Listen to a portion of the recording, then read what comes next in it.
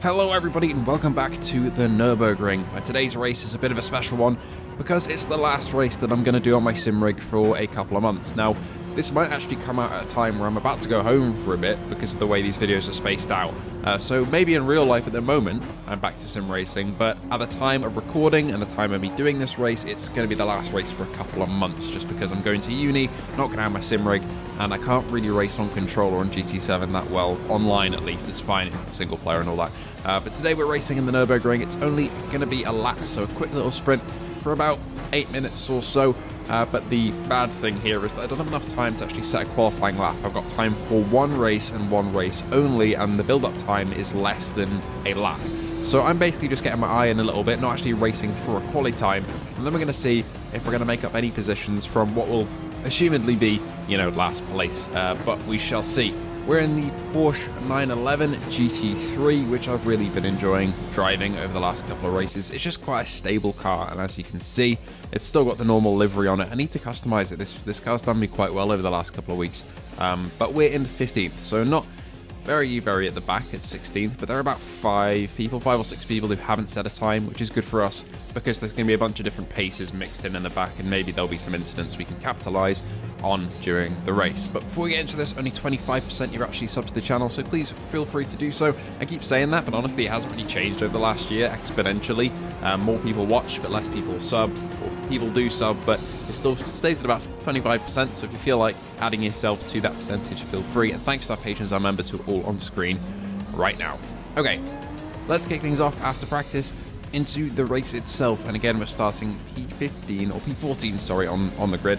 Not P15, not quite. I think somebody did leave there, and we've got a bit of a few positions to make up here. So we want to get up to P8, which are the points in GT7. P8 is the minimum for increasing your driver rating, and below that you're going to be losing driver rating. The higher up you go, the more driver rating increase you'll get. But again, we're starting at P14. Kind of the strategy for C rank and below lobbies, or even B rank as well, is just to kind of hammer in qualifying and start at the front so you can avoid any incidents, because if you're at the back, the chances are you're going to be involved in some sort of incident during the race, which is not what you want, because everyone's going to be really clumped together and loads of skill levels will be at the back.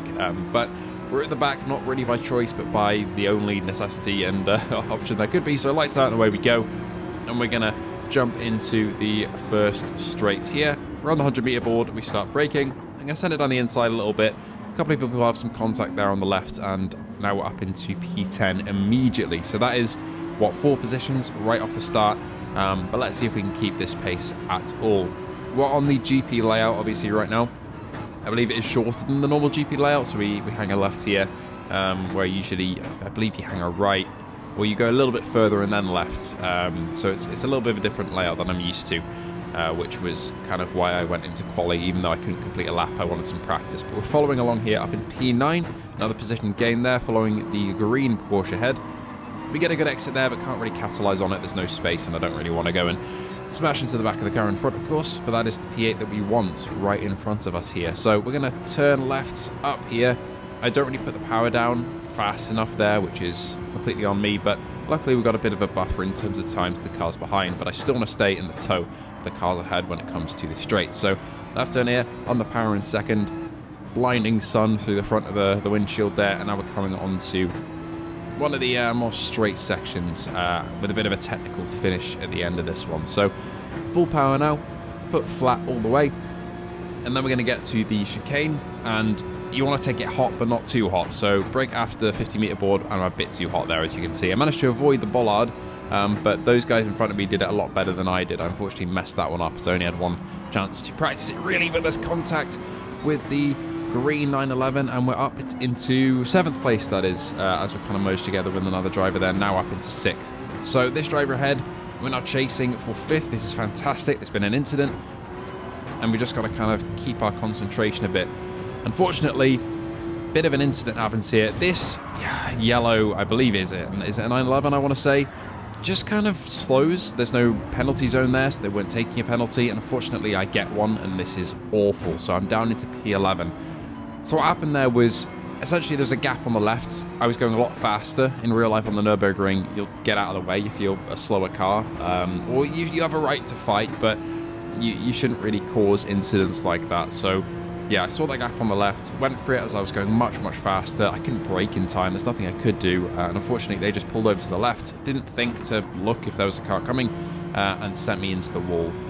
Decent recovery, though. Managed to keep it on the road and not spin around backwards and end up in last. But we are in 11th now, or 10th. No, 11th it is. So that is really, really frustrating. And all that progress up to P5 is now gone. But that does mean we're now in a fight to get back up to P8 with our 3-second penalties. This is going to be a real battle and challenge as we take this right-hander in second, power down now, and we are making some good time on the cars ahead. I am closing it up a little bit since the incident happened, and I've got a bit of a buffer to the cars behind, so I'm not really under pressure, which is kind of what I needed. If I was constantly under pressure after that, if the cars behind were right there, that would cause some problems. Luckily, they're not. Right, this corner always catches me out in quali, and it has caught someone out there as they go into the grass and manage to kind of snap back onto the track. I slow myself to not crash into the car in front. Unfortunately, he overcooks the exit there, and I think puts on too much power. It's either that or netcode, because there was no contact with me, at least from my end. But with the GT7 netcode, sometimes you do have kind of bouncing incidents like that, and maybe on his screen I hit him, but I did everything I couldn't to avoid that, and managed to not on my end. So unsure what happened there, but now we're up into P9 and right on the back of the yellow Porsche head in P8, which is the position we want, of course, but ideally we'd like to be a little bit higher than that. And luckily we are in P8, as you can see on the left there. I don't know if you missed that because it's quite quick. There was, I believe, a Huracan backwards, which makes us go up into P8 and the driver ahead P7. But again, I want to be higher than that because there's a car right behind. So as soon as I take my penalty, of course, that's going to be bad for me because I'm now going to be dropping back 3 seconds, which is a massive penalty, which, again, penalty system in GT7 isn't the greatest. I don't really think I deserve that harsh because it just was kind of an awful incident, which I couldn't really do much about. Anyway, up to P8, has massive snap from the yellow Porsche head. They keep making mistakes like that. It's going to be good for us as the Huracan ahead of that absolutely sends it into the barriers. Really weird place to crash there, just lost traction. And as we skip forward a little bit, there's been a bit of a changeover on the cars ahead. Unfortunately, we get P6 by, I think that might have been another Huracan just sending it into the wall. But yeah, the yellow 911 is kind of disappeared, but we are still in P7, now P6, which is good. And we're basically climbing our way up. Kind of in no man's land a little bit, but this is kind of where I want to be, at least behind, because I don't want anybody too close, because as soon as I take that penalty, it's going to be not great for me. But looking on the map, you can see there are a couple cars behind chasing. I think there's 2 there. As we have some yellow flags ahead. Can't see whoever that is, but coming up here with the right-hander. Back on the power. This is where I'm weakest in the Nordschleifer, I think. At the start and the end, I kind of get into the groove a bit, but it's the kind of, from like the 70% completed to maybe 85% completed part of the lap. That little area is just where I'm just not too confident throwing it in. I just haven't really practiced enough. But we are managed to keep that gap behind fairly big enough as it needs to be at the moment to maybe secure that P8 when we come over the line.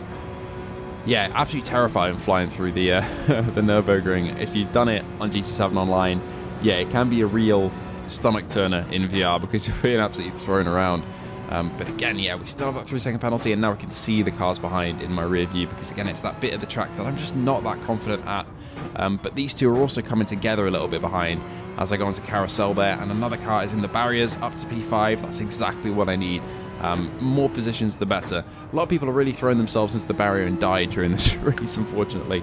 But for me, that's what I need because now we're up into P5, and that means that when I take my penalty coming onto the Dossinger here, I am going to be hopefully still in P8 or P7. So let's see. Hitting the penalty zone, shift down into first to get that traction immediately after it's done.